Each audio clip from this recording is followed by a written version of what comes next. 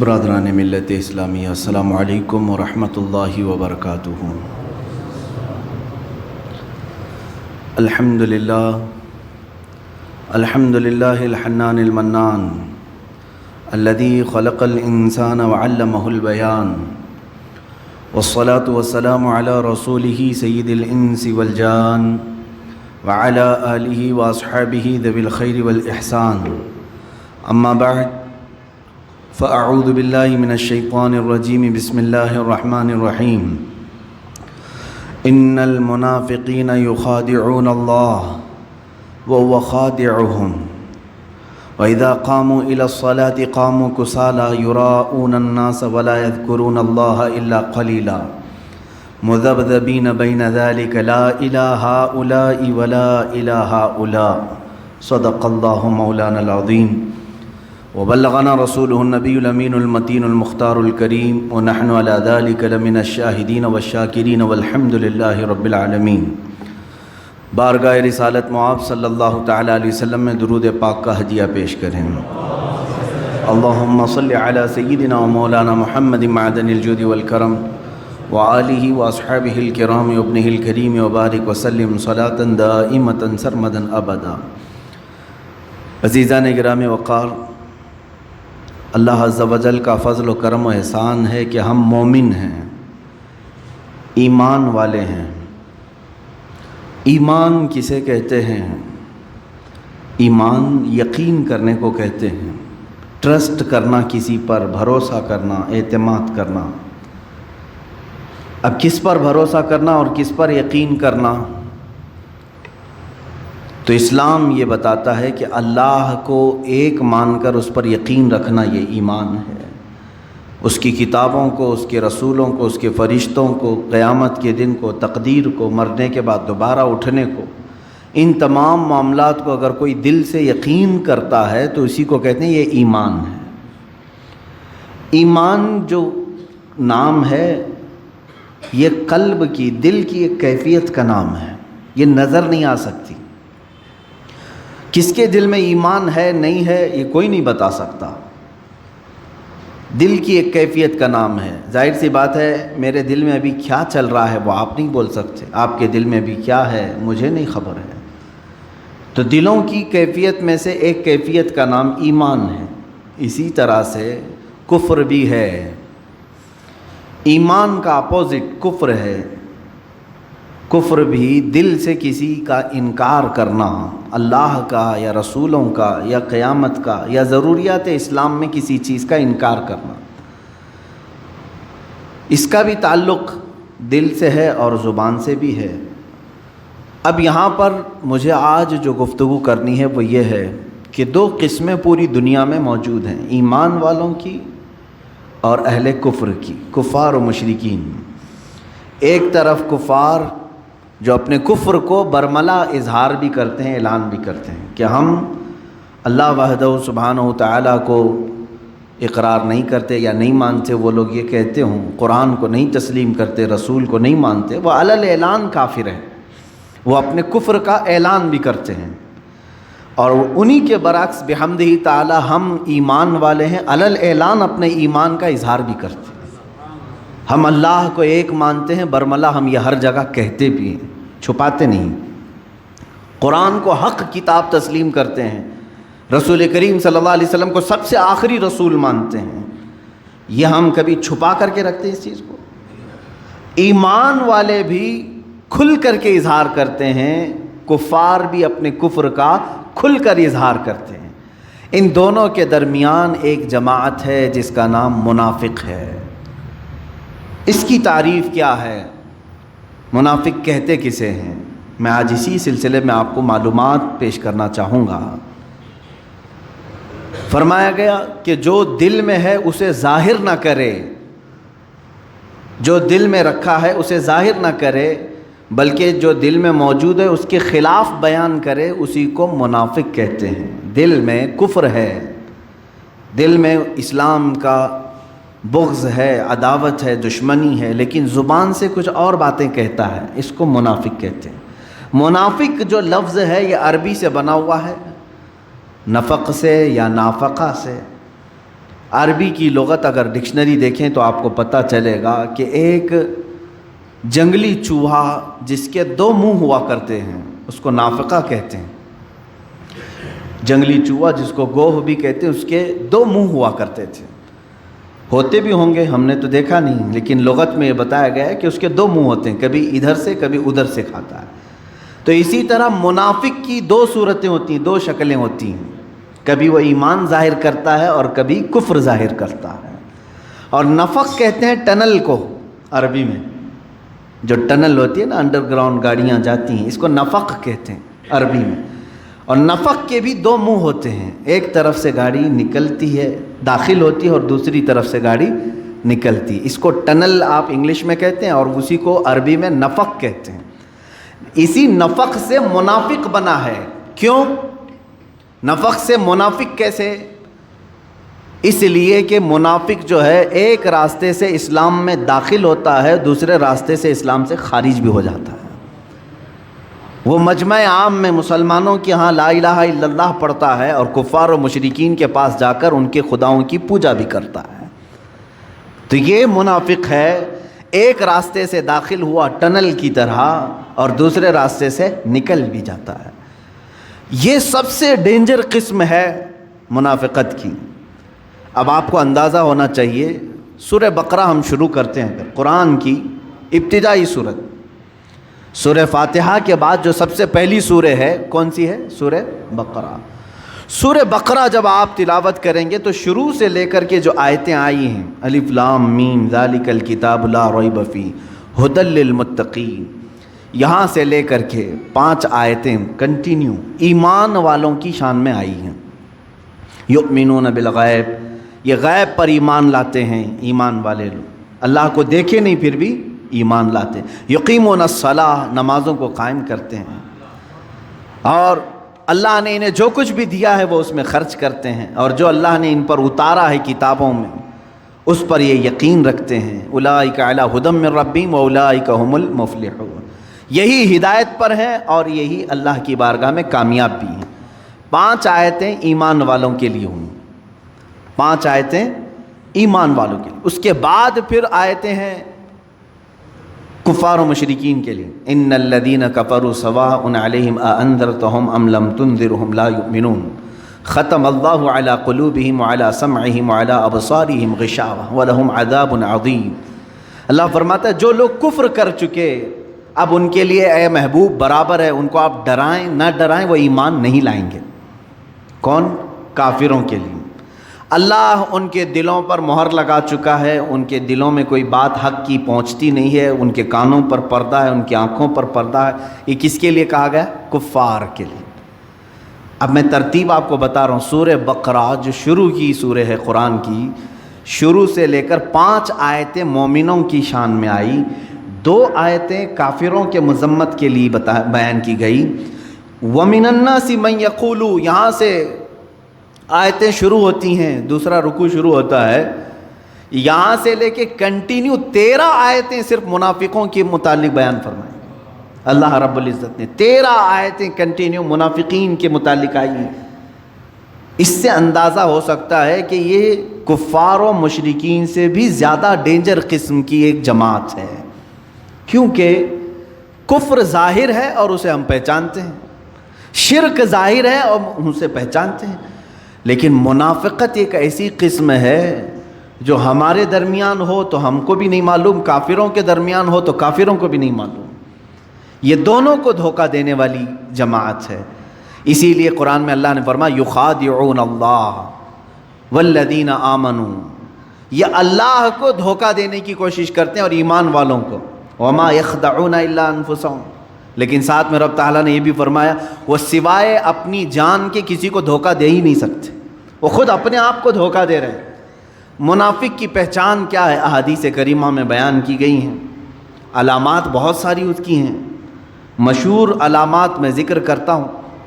اللہ کے نبی صلی اللہ تعالیٰ علیہ وسلم نے فرمایا آیت المنافقی ثلاثۃ، اے مسلمانوں آج میں یہ قسم آپ کے سامنے جو بیان کر رہا ہوں، ڈر جاؤ اس بات سے کہ کہیں نفاق نہ آ جائے ہمارے دل میں، اس لیے کہ کفر آپ سے نہیں ہوگا، شرک نہیں ہوگا، آپ اس سے گھبراتے ہیں، دور بھاگتے ہیں، لیکن منافقت ایک ایسی چیز ہے کب تمہارے دلوں میں آ جائے پتہ بھی نہیں چلتا۔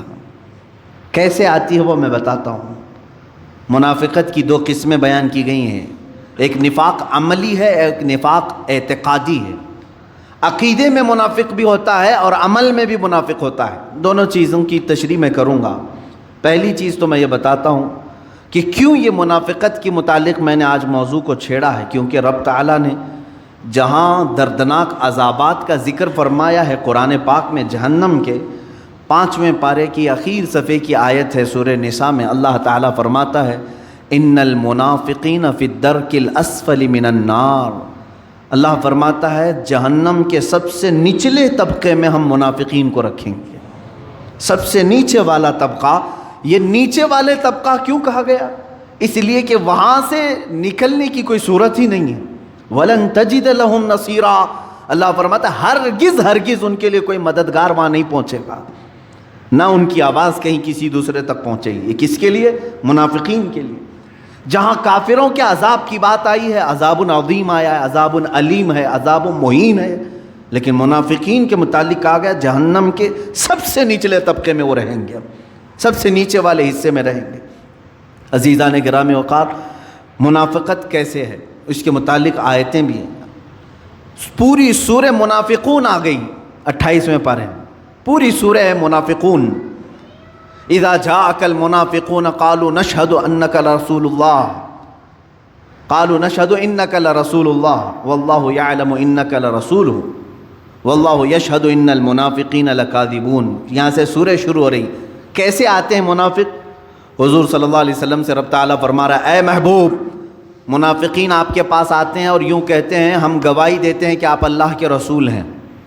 یہ کہتے ہیں آپ اللہ کے رسول ہیں، اور رب تعالیٰ فرماتا ہے اللہ ضرور جانتا ہے کہ آپ اللہ کے رسول ہیں، لیکن اللہ اس بات کی گواہی دیتا ہے کہ منافق جھوٹ بول رہے ہیں، وہ آپ کو آخری رسول نہیں تسلیم کرتے ہیں، وہ تو صرف جنگوں میں موجود مال غنیمت حاصل کرنے کے لیے آپ کے پاس آ رہے ہیں۔ جب دیکھا اسلام کا بول بالا تو جماعتوں میں شریک ہو گئے، اور جب دیکھا کہ اسلام پر کوئی مصیبت آئی تو یہاں سے چھوڑ کر چلے گئے۔ اس طرح کی مثالیں مدینہ طیبہ میں بہت مرتبہ ہوئیں۔ اللہ کے حبیب صلی اللہ تعالیٰ علیہ وسلم جب مدینہ طیبہ تشریف لائے تو یہاں سب سے بڑا جو خطرہ تھا وہ یہودیوں سے زیادہ منافقین سے تھا۔ ہر بات جا کر لیک کرتے تھے یہودیوں کے پاس، عیسائیوں کے پاس، کہ محمد صلی اللہ تعالیٰ علیہ وسلم آج یہ پلاننگ کر رہے تھے، یہ باتیں کر رہے تھے، ہر چیز یہاں کی لے جا کر وہاں پہنچاتے تھے۔ کئی دنوں تک یہ معاملہ چلتا رہا۔ جنگ بدر کے بعد تو بہت سارے لوگ اسلام میں داخل ہوئے۔ جنگ بدر ایک ایسی فیصلہ کن جنگ تھی، صرف 313 مسلمان ہیں اور 1000 سے زیادہ کافر ہیں۔ 313 کو جب فتح عظیم مل گئی تو ان لوگوں نے سوچا کوئی تو طاقت ہے ان کے پاس، ساتھ ہو جانا چاہیے۔ جنگ بدر کے بعد بہت مسلمان ہوئے، بہت مسلمان ہوئے، اور وہی جنگ احد ایک ہی سال کے بعد ہوئی۔ اب مسلمانوں کی تعداد 1000 سے زیادہ تھی۔ جب 313 تھے سال بھر پہلے، اب سال کے بعد 1000 سے زیادہ تھی تعداد۔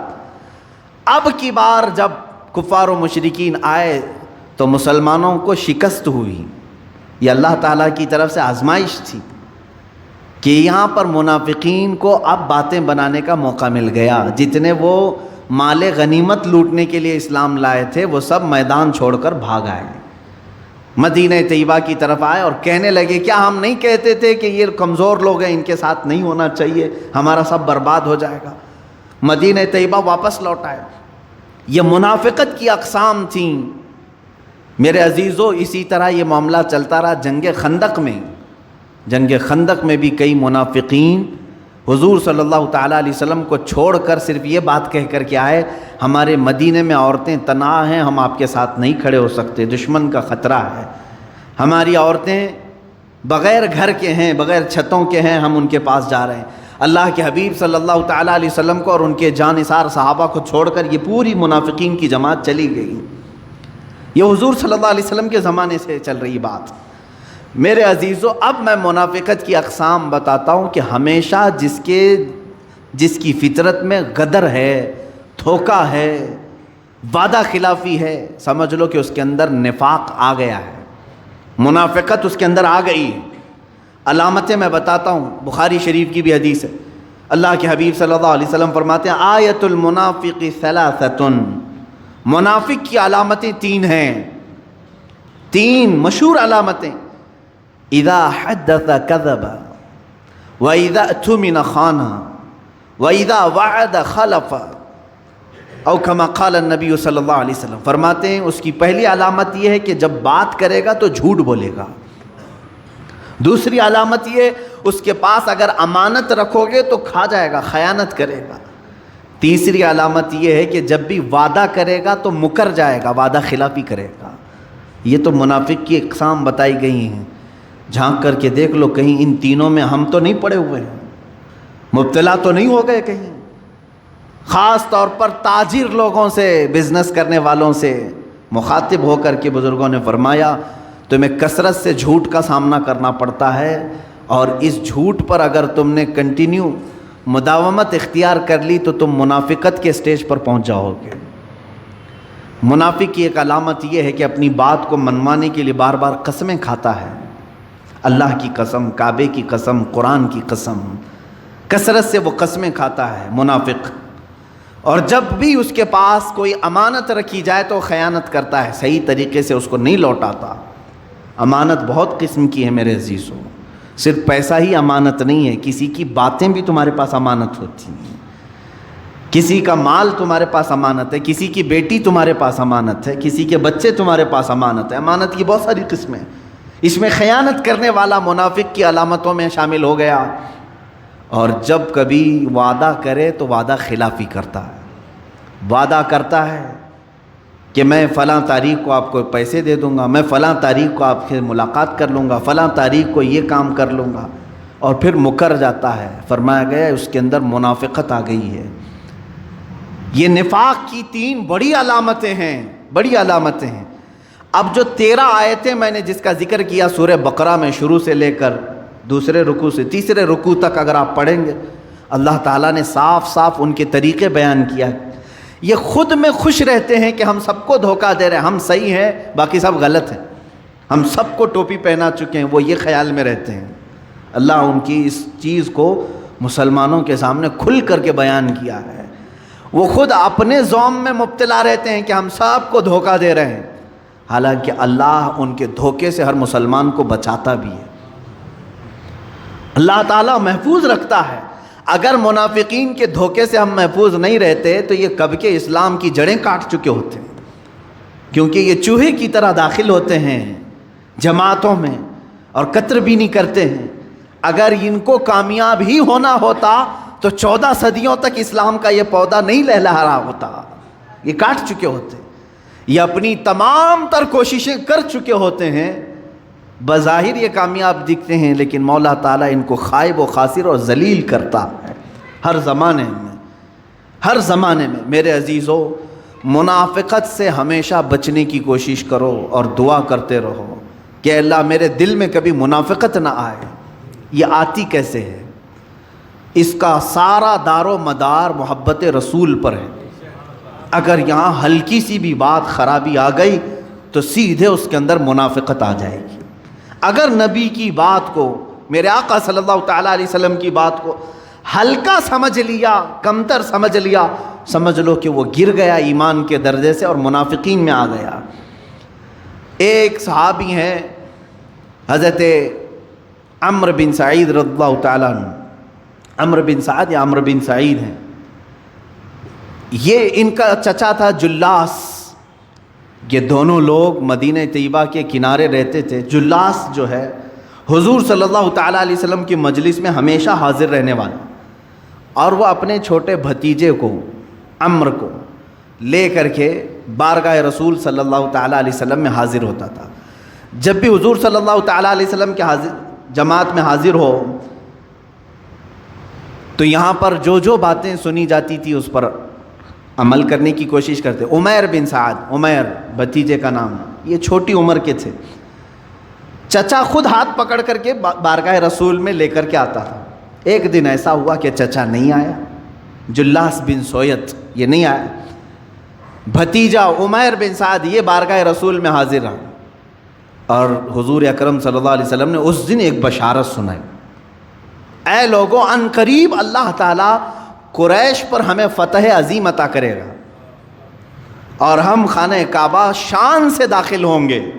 حضور صلی اللہ علیہ وسلم جب یہ بشارت دیے، چھوٹی عمر تھی عمیر بن سعد کی، خوشی سے دوڑتے ہوئے آئے اور اپنے چچا جلاس بن سوید کو آ کر کے کہا، چچا آج معلوم ہے آپ کو آج اللہ کے رسول صلی اللہ علیہ وسلم نے کیا فرمایا؟ کہا کیا کہا؟ کہا اللہ کے رسول نے فرمایا کہ ان قریب اللہ قریش پر انہیں فتح عظیم عطا کرے گا، شان سے وہ داخل ہوں گے۔ جلاس بن سوید نے کہا ہے اگر محمد کو فتح ہو گئی تو ہم گدھے سے بدتر کہلائیں گے۔ دل کا منافق تھا، حضور صلی اللہ علیہ وسلم کے بارے میں کہہ گیا، جبکہ وہ مجلس رسول میں کنٹینیو حاضر ہونے والا شخص اور اپنے بھتیجے کو پکڑ کر کے لانے والا شخص۔ عمیر بن سعد نے کہا چچا آپ ہی تو مجھے لے کر جاتے تھے۔ کہا لے کر جاتا تھا لیکن بڑی بڑی باتیں مت کرو، محمد کی بات اور ہے، قریش کی بات اور ہے۔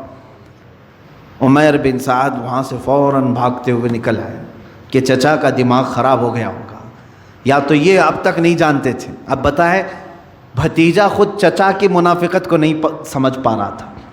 عمیر بن سعد بارگاہ رسول میں حاضر ہوئے، صحابہ بیٹھے ہوئے تھے، یہ چھوٹی عمر کے تھے، بڑے صحابہ تھے، حضور صلی اللہ علیہ وسلم کی بارگاہ میں کھڑے ہو کر کے بار بار کچھ کہنے کی بات کر رہے ہیں، کچھ عرض کرنے کی بات کر رہے ہیں، موقع نہیں مل پا رہا ہے۔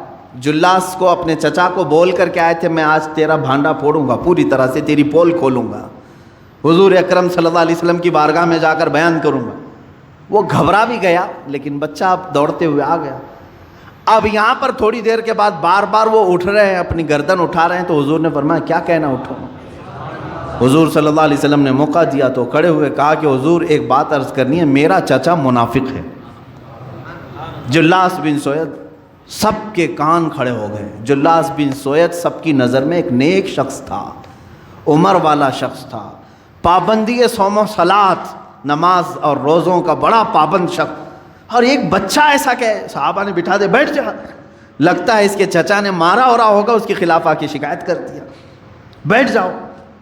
پھر وہ کھڑے ہوئے کہ نہیں یا رسول اللہ صلی اللہ علیہ وسلم میں گواہی دیتا ہوں۔ حضور صلی اللہ تعالیٰ علیہ وسلم بھی دیکھتے رہے ان کی طرف، بولو۔ اسی اسنا میں جلاس بن سوید دوڑتا ہوا آ گیا، چچا بھی آ گیا، آیا دیکھا کہ شکایت کرنے کے لیے میرا بھتیجا کھڑا ہے، روتے روتے آیا بارگاہ رسول میں، کہا یا رسول اللہ صلی اللہ علیہ وسلم آج گھر میں یہ تاخیر سے آیا، میں نے ایک تماچا لگایا تو یہ کہا کہ میں تمہارے خلاف حضور سے شکایت کرتا ہوں، پتہ نہیں میرے بارے میں کیا آ کر کے کہا آپ سے۔ صحابہ نے کہا نہیں ہم کہہ رہے تھے کچھ تو گھر میں جھگڑا ہوا ہوگا اور یہ آ کر کے اس پر اتنا بڑا الزام لگا دیا۔ یہ عمیر بن سعد رونے لگ گئے، چھوٹی عمر کے ہیں اور ایک طرف یہ منافق ہے، دوسری طرف بڑے بڑے صحابہ کو قائل کرنا ہے، ان کو کنونس کرنا ہے، لیکن اللہ کے نبی صلی اللہ تعالیٰ علیہ وسلم دلوں کے حالات کو جانتے تھے۔ اللہ کے نبی صلی اللہ علیہ وسلم نے فرمایا عمیر تم بولو تمہاری بات کیا ہے۔ عمیر بن سعد نے پوری بات بتائی، میں مجلس سے اٹھ کر کے جب گیا تو میرے چچا نے ایسی ایسی بات کہی۔ اللہ کے حبیب صلی اللہ تعالیٰ علیہ وسلم نے اپنی گردن جھکا لی، ان کی برات میں کچھ نہیں کہا، عمیر بن سعد کی حمایت میں ایک جملہ بھی نہیں فرمایا۔ صحابہ جواب کے انتظار میں، جلاس کھڑا ہے، اچانک جبرائیل امین آیت لے کر کے آ گیا، وَلَقَدْ قَالُوا كَلِمَةَ الْكُفْرِ وَكَفَرُوا بَعْدَ إِسْلَامِهِمْ۔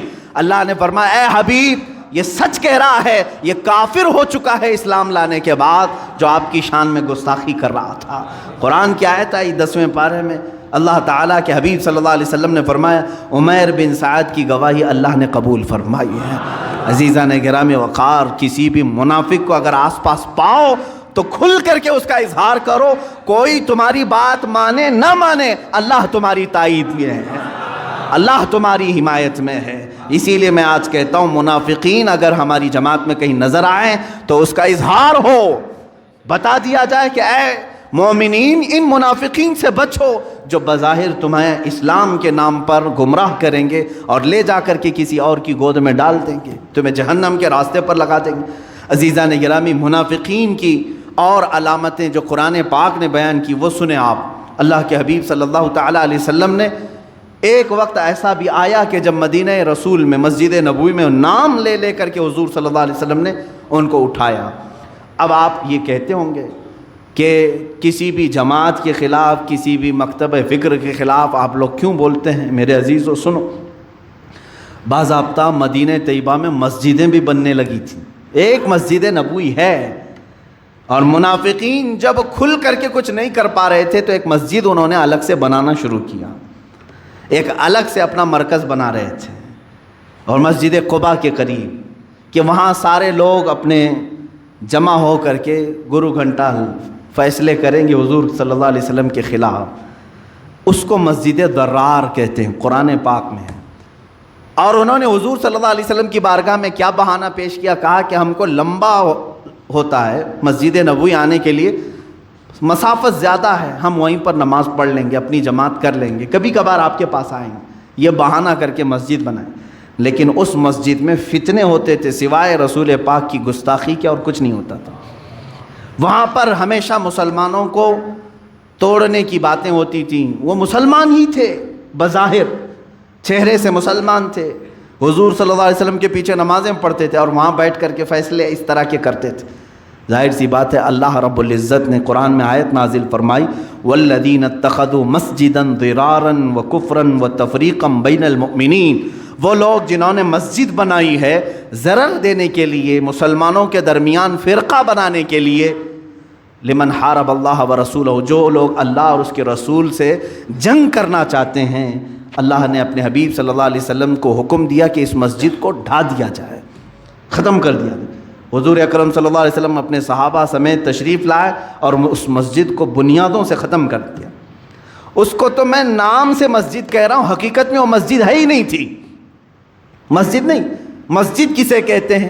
اسی کی آیت میں 11ویں پارے میں اللہ نے فرمایا، لَمَسْجِدٌ أُسِّسَ عَلَى التَّقْوَى، مسجد وہ ہے جو تقوی کی بنیاد پر رکھی جائے، اللہ رب العزت اور اس کے حبیب صلی اللہ علیہ وسلم کے عشق اور محبت کی بنیاد پر رکھی جائے، وہ مسجد ہے۔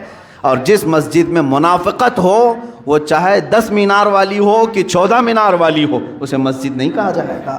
جہاں سے محبت رسول صلی اللہ تعالیٰ علیہ وسلم کی خوشبو آتی ہے، وہ مسجد اگر جھونپڑی میں بھی ہو تو وہ مسجد ہے، وہ حرم ہے۔ اور اگر بغض رسول اور عداوت رسول جس جگہ سے سنائی دے رہا ہو، وہ مسجد نہیں کہلائے گی میرے عزیزو، ایک پکی عمارت ہے بس، اور کچھ نہیں ہے۔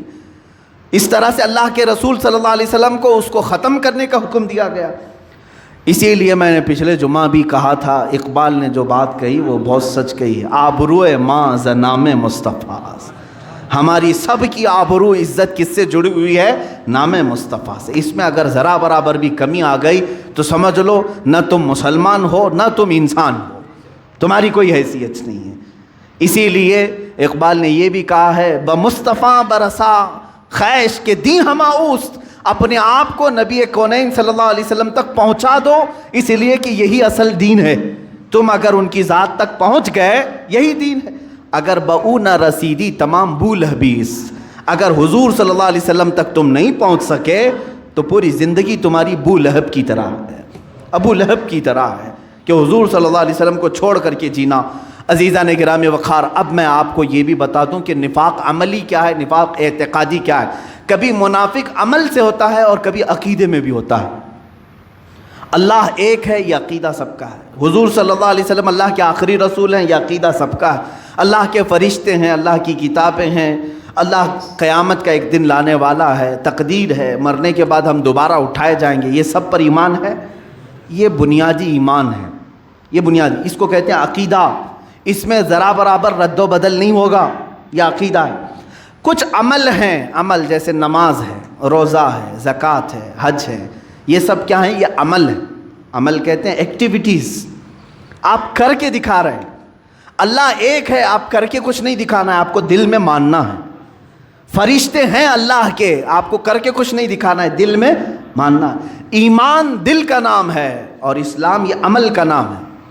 عمل میں اگر کوتاہی کرتا ہے کوئی بندہ تو بزرگوں نے فرمایا کہ اس کے اندر عمل کا منافق آ گیا ہے۔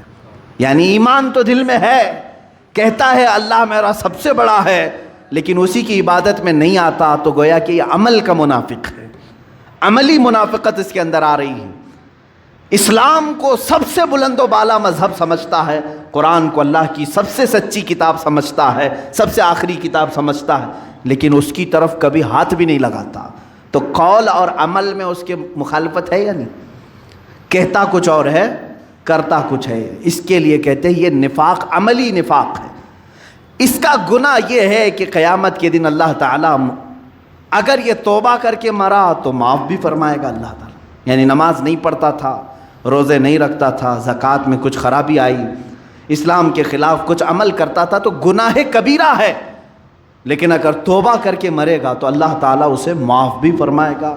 اور اگر توبہ کر کے نہیں مرا تھا تو قیامت کے دن اگر اس کی سزا میں جہنم آ گئی تو جہنم میں جائے گا، لیکن ایک نہ ایک دن وہاں سے نکالا جائے گا۔ یہ نفاق عملی کی بات کر رہا ہوں، عمل میں اگر نفاق آیا تھا تو۔ اور اگر عقیدے میں منافقت آ گئی، وہ کیسے؟ کہتا ہے اللہ ایک ہے ہمارے سامنے، اور ہندوؤں کے پاس کہتا ہے جتنے تمہارے خدا ہیں اتنے میرے بھی ہیں، عیسائیوں کے پاس کہتا ہے تمہارے ہاں 3 ہیں، میں بھی 3 کو مانتا ہوں۔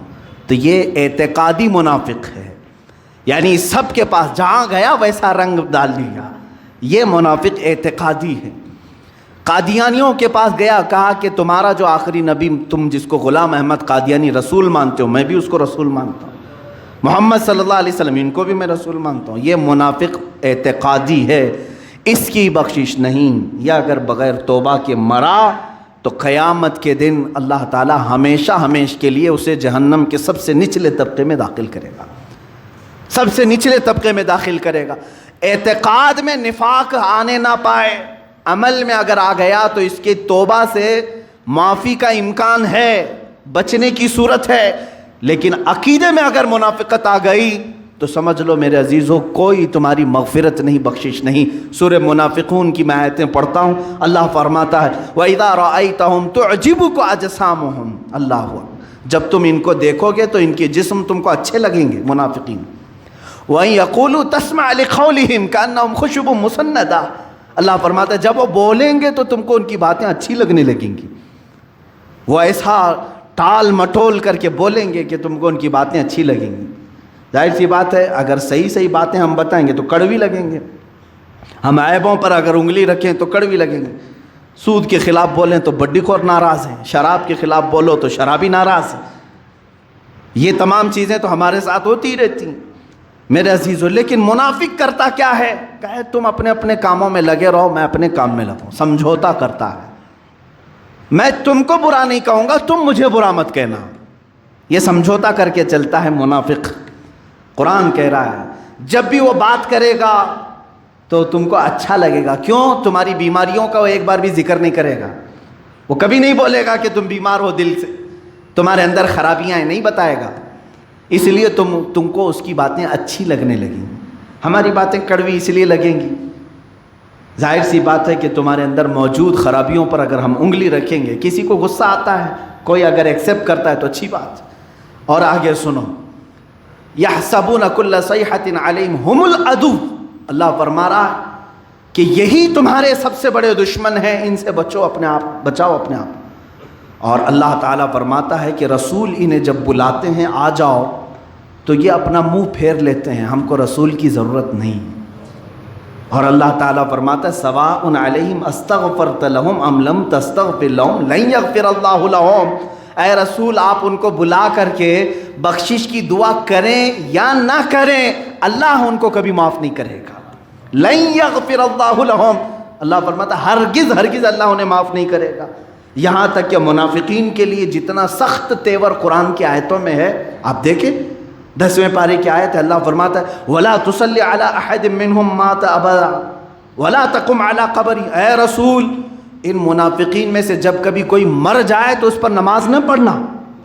حضور کو حکم ہو گیا، اللہ کے نبی کو جو رحمت للعالمین ہیں، اللہ تعالیٰ فرماتا ہے ہرگز ان پر جنازہ نہ پڑھنا، وَلَا تَقُمْ عَلَىٰ قَبْرِهِ، اور نہ ہی اس کی قبر کے پاس کھڑے ہونا۔ منافق کے لیے اتنا سخت تیور ہے قرآن پاک میں، کیوں؟ یہ ہمیشہ اسلام کی جڑیں کاٹنے کی کوشش کرتا رہا، لوگوں کو ورغلاتا رہا، اسلام کے خلاف ان کے دلوں میں زہر گھولتا رہا، میرے عزیزوں یہ تمہیں معلوم نہیں پڑتا زندگی بھر، اس لیے ایسوں کی دوستی سے محفوظ رہو جو اسلام کی خرابیاں بیان کرنے کے لیے بیٹھتے ہیں۔ میں تو کہتا ہوں بہت ساری مجلسوں میں یہ شکایتیں بھی ہوتی رہتی ہیں، کل ہی میرے ساتھ ایک ایسا معاملہ ہوا، ارے ہم سنیوں کا معاملہ ایسا ہے، اتنے خراب ہو گئے اتنے خراب ہو گئے۔ کیوں تم لوگوں کے ذہن و دماغ میں سنیت کو خراب کرنے کی کوشش کر رہے ہو؟ دوسروں کی تعریف بیان کرنا، اہل سنت و جماعت کو کمتر بیان کرنا، یہ منافق ہے، منافق ہے جو تمہیں راہ راست سے ہٹانے کے لیے اس کی کمزوریاں بیان کرے گا۔ سیم اس کی مثال یوں ہے، سمجھ لیجئے میں ایک مدرسے میں پڑھ رہا ہوں، جی جان سے پڑھ رہا ہوں، اچھی پڑھائی ہو رہی تھی، لیکن آپ آئے گھنٹہ بیٹھ کر کے میرے دماغ میں باتیں ڈالنے لگے، اس مدرسے کی یہ خرابی ہے، یہ خرابی ہے، یہاں ایسا پکتا ہے، یہاں ایسا ہوتا ہے، دماغ گھوم گیا۔ ارے نہیں، دوسری جگہ جاتے ہیں، ہمارے طلبہ کے ساتھ ہوتا ہے ایسا اکثر، چھوڑ دیتے ہیں، دوسری جگہ جا کر دیکھتے ہیں۔ اسی طرح کا معاملہ منافقین تمہارے دین کے ساتھ کرتے ہیں۔ سنیت، اہل سنت، یہ دیکھو یہ کیا کیا کر رہے ہیں۔ میرے عزیزو، اہل سنت و جماعت لوگوں کا نام نہیں ہے، عقیدے کا نام ہے۔ لوگ سب شرابی ہو جائیں، اہل سنت و جماعت پر کچھ فرق نہیں پڑے۔ اہل سنت و جماعت حقانیت کا نام ہے، حقانیت کا نام ہے۔ لوگوں میں اگر خرابی آ گئی تو اس سے اس کا کیا فرق؟ سورج پر اگر آپ الزام لگائیں گے تو یہ بے وقوفی ہے۔ سورج کا اپنا کوئی قصور نہیں ہے، سورج جیسا چمکتا ہے ویسے ہی چمکتا رہے گا۔ اہل سنت و جماعت ایمان، دین، اسلام اسی طرح سے ایک روشن چیز ہے۔ ہاں، اس کے اجالے میں رہنے والے اگر پورا اجالا نہیں پائے تو اس میں سورج کا کیا قصور ہے؟ اب مثال میں آپ کو بتا رہا ہوں، سورج نکلا ہے، آپ گھر میں سارے دروازے بند کر کے بیٹھے ہوئے ہیں اور کوس رہے ہیں سورج کو، صبح سے ابھی تک سورج آیا ہی نہیں، اور اس سورج سے میرا کوئی فائدہ ہی نہیں ہے، ایسا ہے سورج ویسا ہے سورج۔ میاں تو اپنے دروازے کیوں بند کیا؟ قصور تیرا ہے۔ دوسرا ایک آدمی باہر بیٹھا ہے آنکھ بند کر کے، صبح سے آنکھ بند کر کے بیٹھا ہوا اور کہہ رہا ہے سورج بالکل اچھا نہیں، سورج بالکل اچھا نہیں، کبھی اس سے اجالا دکھتا ہی نہیں۔ سورج کا کیا قصور ہے؟ تو صبح سے آنکھیں بند کر کے بیٹھا ہے۔ اسی طرح دین اسلام چمکتا ہوا وہ سورج ہے، تم اگر اپنے دل کے دروازے بند کر کے بیٹھے رہو گے، ہو سکتا ہے تمہیں فائدہ نہ پہنچے، اسلام کا اس سے کوئی قصور نہیں۔ میرے عزیزو، اس طرح کی جماعتوں میں منافقین آتے ہیں اور تمہیں ہماری کمیاں اور خرابیاں بتا کر کے اس سے دل برداشتہ کرنے کی کوشش کرتے ہیں۔ اس وقت دعا یہ کرنا، یا مقلب القلوب ثبت قلبی علی دینک، یہ میرے آقا صلی اللہ علیہ وسلم دعا فرماتے تھے، اے دلوں کو پھیرنے والے خدا، میرے دل کو اپنے دین پر ہمیشہ قائم رکھ، میرے دل کو ہمیشہ اپنے دین پر قائم رکھ۔ ہم نے پھرتے ہوئے لوگوں کو بہت دیکھا ہے جو تیرے در سے یار پھرتے ہیں، اعلیٰ حضرت فرماتے ہیں جو تیرے در سے یار پھرتے ہیں در بدر یوں ہی خار پھرتے ہیں۔ وہ ایک بار پھر گئے، در بدر خار پھرتے ہیں۔ عزیزان گرامی وقار، اب میں آپ کو یہاں پر صاف صاف یہ بتانا چاہوں گا منافقین اس زمانے میں کیسا کام کرتے ہیں۔ یہ تو زمانے رسول کی بات تھی، اللہ کے حبیب صلی اللہ تعالیٰ علیہ وسلم کے زمانے میں انہوں نے جنگوں میں، جہاد میں کفار و مشرکین کو ہماری باتیں لیک کیں۔ حضور صلی اللہ علیہ وسلم کی جنگی ترتیبات کو لے جا کر کے ان کے سامنے بیان کرتے، یہاں کہاں غلہ رکھا ہے، کہاں اناج رکھا ہے، یہ سب جا کر بتاتے تھے۔ یہ منافقین اس وقت اس طرح کے دھوکے دیے۔ بغداد کو ہلاکو نے جو تباہ کیا، کسی اور کی وجہ سے نہیں، ہمت ہی نہیں تھی ہلاکو کی۔ ابن القمی نام کا ایک شیعہ تھا جو ہلاکو سے مل گیا تھا جا کر کے، اور بغداد کے سارے خزانے، سارے جو اہم پوائنٹ ہے وہ جا کر ہلاکو کو اس نے بتایا، اور اس سے ساز باز کر کے خلیفہ بغداد کے خلاف ہلاکو کی سپورٹ میں آ کر پورے بغداد کو تباہ کیا۔ لیکن کیا ہلاکو نے ابن القمی کو چھوڑ دیا؟ اس کو بھی مارا۔ منافق کی یہی حال، اس کی حالت یہی ہے، وہ ساتھ تو دیتا ہے دشمنوں کا لیکن خود بھی اپنے آپ کو بچا نہیں پاتا، خود اپنے آپ کو بچا نہیں پاتا، خود بھی اسی آگ میں جھلس جاتا ہے۔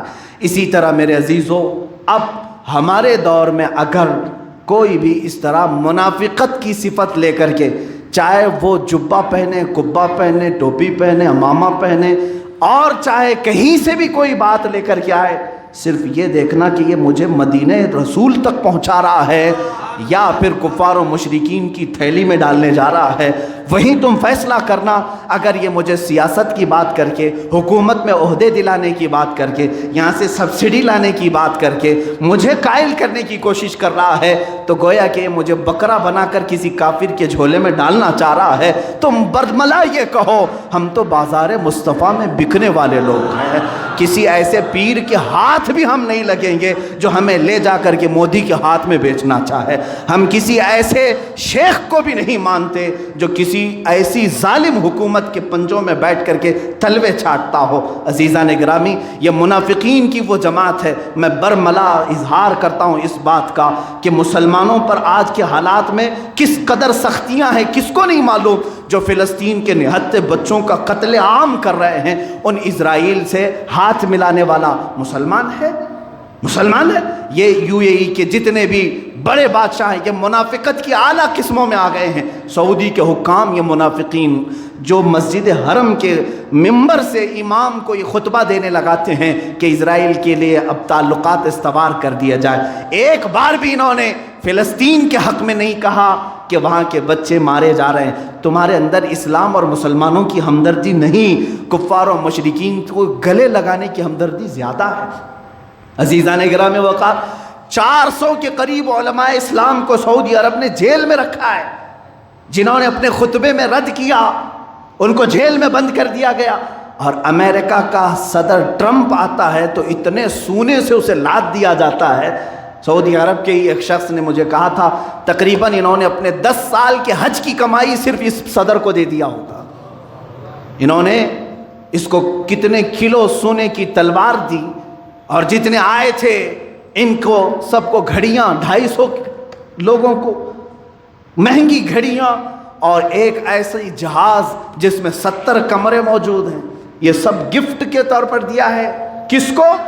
مسلمانوں کے قاتل، فلسطین کو اجاڑنے والے ٹرمپ۔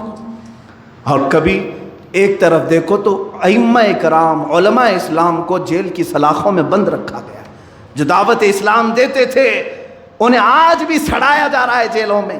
اس کو کہتے میرے عزیزو منافقت، جو دولت اور ہوس اور لالچ کی وجہ سے اسلام کے یہ دشمن ہیں۔ ان کے سفید جبوں کو نہ دیکھنا، ان کے اقال اور ان کے تمام شماغ کو نہ دیکھنا، یہ وہ لوگ ہیں جو قاتلین مسلمین ہیں، مسلمانوں کے قاتل ہیں۔ اور انہی کی ریال پر پلنے والے یا ڈالر پر پلنے والے یا پاؤنڈ پر پلنے والے دنیا میں زرخرید پیر بھی ہوتے ہیں، خریدے ہوئے ٹٹو ہوتے ہیں، اور خریدے ہوئے کئی عالم بھی ہوتے ہیں جو مسلمانوں کے درمیان اختلاف پیدا کرنے کی کوشش کرتے ہیں۔ تم آپس میں لڑتے رہو، بھڑتے رہو، ایک دوسرے کو قتل کرتے رہو، اور یہ بیٹھ کر کے گدیوں میں مسکراتے رہیں گے۔ ہم نے تو اپنا کام کر دیا۔ آپ کتاب پڑھ لینا، موجود ہے۔ ہیمفرے ایک یہودی تھا، وہ مسلمان بن کر کے تقریباً 25 یا 30 سال اس نے خدمات کیا، کہاں کہاں، ترکی میں، عراق میں۔ وہ خود اپنی داستان لکھا ہے ہیمفرے، اس کتاب کا نام ہیمفرے کے اعترافات، کافی سال پہلے میں نے پڑھا تھا۔ اس نے کہا میں مشن پر نکلا تھا، میں نے حدیث پڑھا، قرآن پڑھا، تفسیر پڑھا، سب پڑھا، اور پھر مسلمانوں کی مسجد میں بیٹھا اور درس بھی دیا مسلمانوں کو۔ بصرہ اور کوفہ کے مسلمانوں میں شیعہ اور سنی کی لڑائی میں نے خود شروع کرائی تھی، اس نے اعتراف کیا۔ اس طرح میرے عزیزو ان منافقین کو پہچاننے کی ضرورت ہے۔ عبداللہ بن سبا وہ ایسا منافق ہے جس نے شیعہ جماعت کو وجود میں لایا، یہ وجود میں لایا ہے۔ مسلمانوں میں کوئی فرقہ نہیں تھا، کوئی جماعتیں نہیں تھی، یہ لے کر کے آئے۔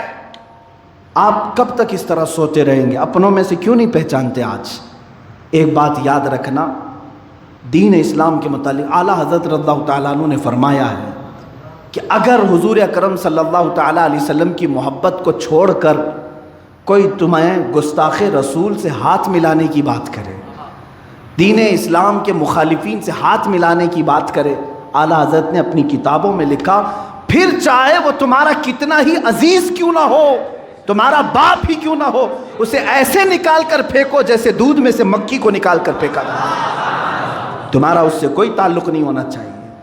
ہمارا رشتہ رسول کریم صلی اللہ تعالیٰ علیہ وسلم سے۔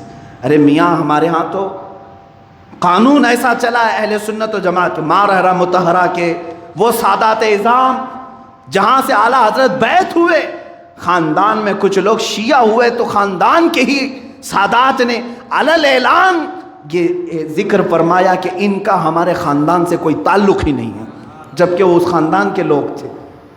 ختم کر دیا کہ جب تمہارا رشتہ ہمارے سے خون کا ہے تو ظاہر سی بات ہے اس سے افضل رشتہ محبت رسول کا ہے، اگر اس میں کمی آئی تو تمہارا ہمارے خاندان سے کوئی تعلق نہیں۔ ہم اس اہل سنت و جماعت کے پلیٹ فارم پر ہیں، ہمارے ہاں شخصیتیں اہم نہیں ہیں، ٹوپیاں داڑیاں اہم نہیں ہیں، ہمارے ہاں محبت مصطفیٰ اہم ہے۔ اگر گدڑی پہننے والا عاشق رسول ہے تو ہمارے سروں کا وہ تاج ہے، اور اگر جبے قبے پہننے والا گستاخ رسول ہے، چاہے وہ کسی بھی مسجد یا خانقاہ کی گدی پر ہی کیوں نہ بیٹھے، ہمارا اس سے کوئی تعلق نہیں۔ جو مسلمانوں کو بیچنے کی بات کرے، لے جا کر کے فروخت کرنے کی بات کرے، چند پیسوں میں اور سکوں میں بک جائے، میرے عزیزو ایسے کہ ہاتھ میں ہاتھ ہرگز نہ دینا، یہ منافقین ہیں، ان کو پہچانو اور منافقت سے توبہ کرو۔ اس لیے کہ جتنے اولیاء کاملین آئے سب کی دعاؤں میں دیکھ لینا وہ روتے روتے یہ دعا کرتے تھے، اے اللہ کفر تو شرک سے تو میں بچ جاتا ہوں، لیکن دل میں کبھی منافقت آ گئی تو یہ معلوم نہیں پڑتا، اے رب ذوالجلال میرے دل کی نفاق سے تو حفاظت فرما۔ مسلمانوں اس سے دعا کرو کہ اللہ ہم کو منافقت سے بچائے، نفاق سے بچائے۔ دیکھو آج ہماری جماعت میں کچھ لوگ منافق آ کر کے مسلمانوں کا عقیدہ خراب کر چکے ہیں۔ عام نوجوان اب صحابہ کی شان میں گالیاں دینے لگا ہے، ان کو کون اس طرح لایا ہے، کون ہے جو اکسایا ہے؟ شان امیر معاویہ کے خلاف بھونکنے والے، سبزیاں بیچنے کی ان کی قدر نہیں ہے، جو دیوار بنانے کے کام کرتے ہیں، جھاڑو جھاڑنے کے کام کرتے ہیں، یہ شان امیر معاویہ میں کتے کی طرح بھونک رہے ہیں۔ ان کو آخر یہاں تک لایا کون؟ ان کے پیچھے کوئی نہ کوئی ایسا منافق ہے جو جماعت اہل سنت میں داخل ہو کر کے، جماعت اہل سنت کا نام لے کر کے ان کو بغض صحابہ سکھاتا ہے۔ سمجھ جاؤ میرے عزیزو، آج صحابہ کی شان میں اس نے سکھایا، کل تمہیں یہ بھی کہے گا کہ رسول مر کر مٹی میں مل گئے، معاذ اللہ رب العالمین۔ سمجھ جانا اہل سنت و جماعت سے اگر سر منہ بھی انحراف کرو گے تو گمراہی ہے، کھائی ہے۔ اللہ تبارک و تعالی ہمیں ان تمام چیزوں سے محفوظ رکھے۔ ہمارا عقیدہ وہی ہے جو ہمیں ہمارے بڑوں نے سکھایا ہے، انہیں جانا، انہیں مانا، نہ رکھا غیر سے کام۔ للہ الحمد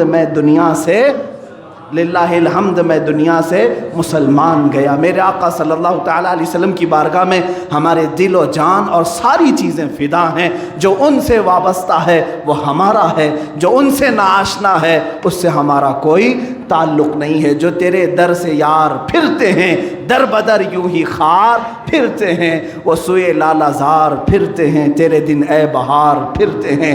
اللہ تبارک و تعالی ہم سب کو کہنے سننے سے زیادہ عمل کی توفیق عطا فرمائے۔ وآخر دعوانا الحمد للہ رب العالمین۔ السلام علیکم۔